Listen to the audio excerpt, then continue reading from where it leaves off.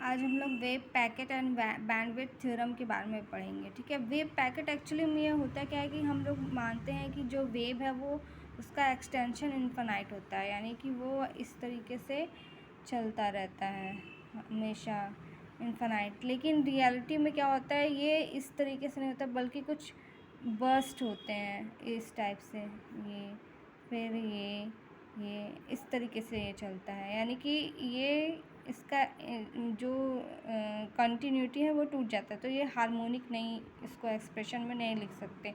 तो हार्मोनिक वे में लिखने के लिए हमको इसको फूरियर सीरीज़ में कंसीडर करना पड़ता है, इसलिए हमने इसको जो है वेव पैकेट के इक्वेशन को रिप्रेजेंट करने के लिए हमने फूरियर सीरीज़ का यूज़ किया हुआ है। अब यहाँ पे क्या है, ये जो एफ टी है ये क्या है, डिस्टर्बेंस है, लाइट डिस्टर्बेंस, यानी यही burst okay at a point at time T पे due to a wave train. इसको बोलते हैं वेव ट्रेन। ये जितना ये लेंथ यहाँ से यहाँ तक का जो है ये वेव ट्रेन है, वेव ट्रेन का length. We assume F to be zero for T is greater than or equal to T naught. हमने माना है कि ये जो एफ़ है ये ज़ीरो होगा जब ये टी नॉट से बड़ा होगा या इसके बराबर होगा। And express it as a Fourier integral.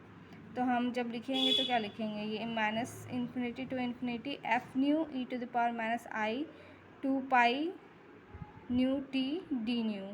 Okay, ये हो गया इक्वेशन 1। अब इसका फूरियर ट्रांसफॉर्म क्या हो जाएगा, F new equal negative infinity infinity F T E 2 pi nu T D T. अब ये इक्वेशन रिप्रेजेंट करेगा हार्मोनिक वेव का ऑफ इन्फानाइट एक्सटेंशन। अब हम ये फूरियर सीरीज में लिख दिए हैं, तो अब ये इन्फानाइट एक्सटेंशन आगे बढ़ता जाएगा। अब हम लोग सपोज करते हैं कि जो वेव ट्रेन है are all of duration delta T के लिए है, ठीक है, during which F T simply periodic with frequency nu naught. जिस दौरान जो है आपकी एफ टी जो है वो क्या होगा, जिसकी फ्रिक्वेंसी न्यू नॉट होगी और वो पीरियोडिक होगा। अब हम क्या करते हैं, अब हम सपोज करते हैं कि wave trains are all of duration delta T, ठीक है, डेल्टा टी का है, जिसमें कि F T simply periodic with frequency nu naught. तो इसको हम ऐसे रिप्रेजेंट कर सकते हैं,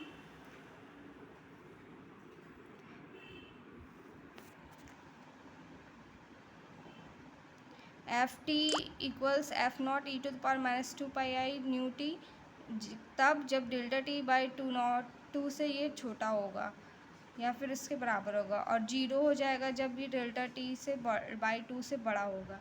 तो हम एफ न्यू का इंटीग्रेशन लिखते हैं, तो ये एफ नॉट और ये हो गया minus delta T by two और ये same expression new minus nu not T D new.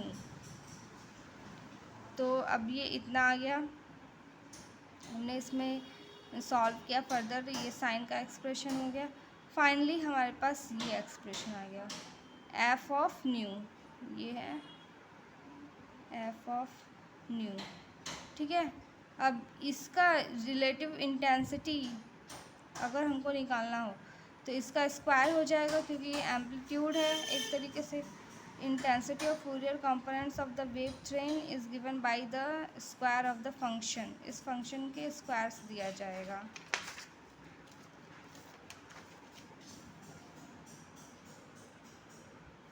तो जब हमने इस फंक्शन को प्लॉट किया है, इधर न्यू है इधर इंटेंसिटी है, तो हम देख रहे हैं कि इसका सारा जो वेव ट्रेन है वो पूरा बिल्कुल सेंट्रल पार्ट में फोकस्ड है, बल्कि साइड में ये ज़ीरो की तरफ शिफ्ट हो रहा है, यानी इसकी इंटेंसिटी ज़ीरो है। सेंट्रल पार्ट में क्या है, ये मैक्सिमम है।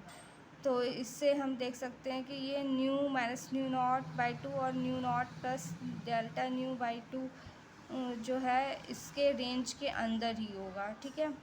तो ये और इसका जो वेव पैकेट है डेल्टा न्यू वो क्या होगा, नंबर ऑफ़ ऑसिलेशंस के बराबर होगा।